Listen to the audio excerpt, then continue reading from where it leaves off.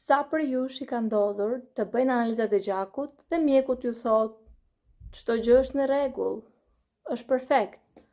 Ju shkoni në shtëpi, direkt hapni Google-in dhe shikoni informacione që ju friksojnë dhe ju ngatrojnë akoma dhe më shumë. Pas këtyre testeve që mjeku thot jeni mirë, ju përsëri nuk ndiheni mirë. Keni dhimbje koke, të bllokuar, pa energji, me dhimbje që nuk shpjegohen. Po çfarë po ndodh?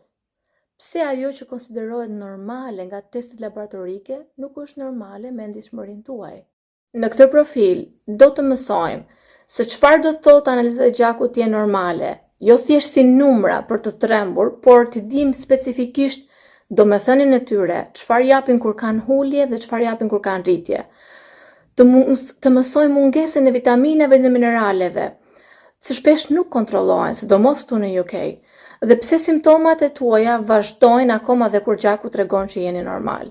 Ju lutem, nëse keni dëshirë të mësoni rreth tyre, më ndihmoni me follow dhe me subscribe në faqen time dhe do sillim video akoma më të detajuara specifike për çfarëdo shqetësimi që janë rreth analizave të gjakut.